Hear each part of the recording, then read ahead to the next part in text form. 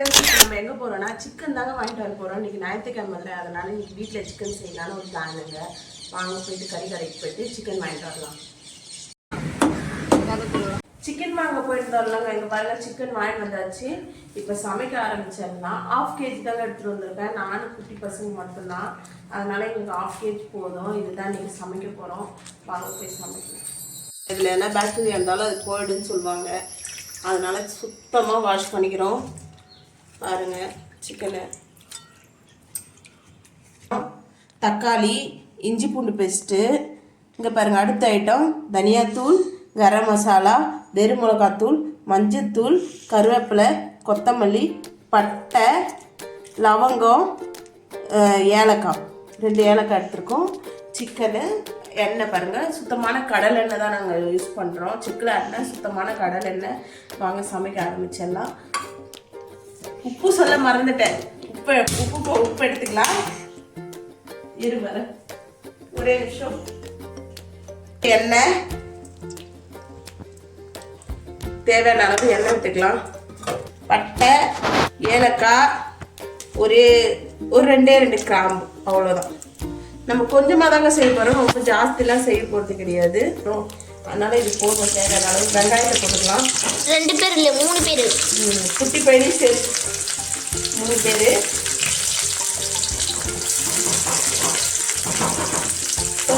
வெங்காயம் நல்லா வதங்கட்டும். சூப்பராக வெங்காயம் வதங்கி வச்சு பாருங்க. இப்போ தேவையான அளவு இஞ்சி பூண்டு பேஸ்ட் போட்டுக்கலாம். நம்ம செய்யறதுக்கு ஃபஸ்ட்டு பச்சை வாசனை போயிடுச்சு. இப்போ தக்காளி போட்டுக்கலாம். தேவையான அளவு தக்காளி போட்டுக்கலாம். தேவையான அளவு தக்காளி போட்டாச்சு. இப்போ நல்லா வதக்கலாம். வதங்கிறதுக்கு தேவையான அளவு உப்பு சேர்த்துக்கலாங்க. எனக்கு கையால் அள்ளி போட்டால் தாங்க அதுக்கு திட்டம் தெரியும், அதனால தாங்க கையால் அள்ளி போடுறேன். நல்லா வதங்கட்டும். முதல்ல தக்காளி போய் நல்லா குழையணும். இரு சூப்பராக தக்காளி குழஞ்சிருச்சுங்க. இப்போ சிக்கனை போட்டுக்கலாம்.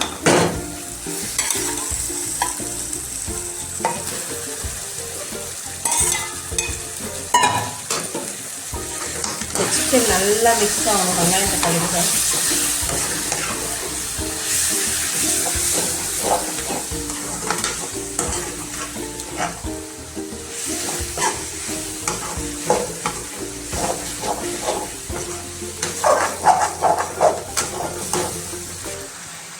மிளகாத்தூள், கரம் மசாலா, மஞ்சத்தூள் எல்லாத்தையுமே மொத்தமாக இப்போ சேர்த்துக்கலாம்.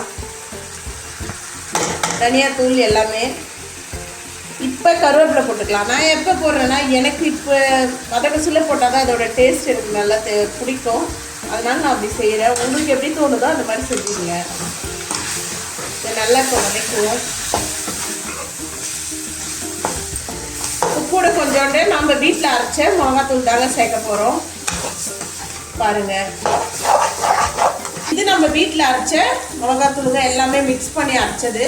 எனக்கு இந்த தூள் போட்டால் தான் கொஞ்சம் குழம்பு நல்லா இருக்கிற மாதிரியே தோணும், அதனால இதையும் கொஞ்சம் சேர்த்துக்கலாம். சேர்த்து நல்லா வதக்கலாம்.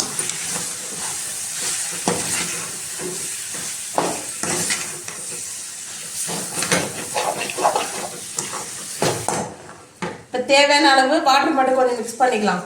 வாட்டர் இல்லை தண்ணி.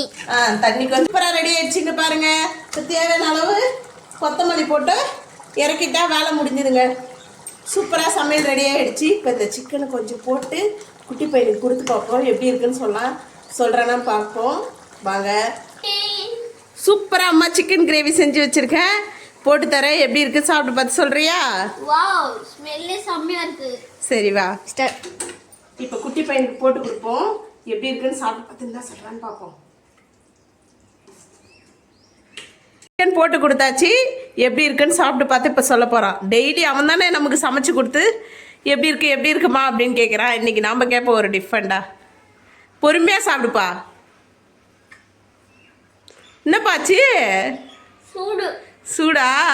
சுடு சாப்பிட்டா அப்படி தான் இருக்கும். எப்படி இருக்கு? செம்மையாக இருக்கா சிக்கனு? எப்படி செஞ்சுருக்கா அம்மா? செம்ம டேஸ்ட்டா? உங்கள் வீட்டில் ஞாயிற்றுக்கிழமை இன்னைக்கு என்ன சமையல்னு சொல்லிட்டு கீழே கமெண்டில் சொல்லுங்கள். பாய். பாய்.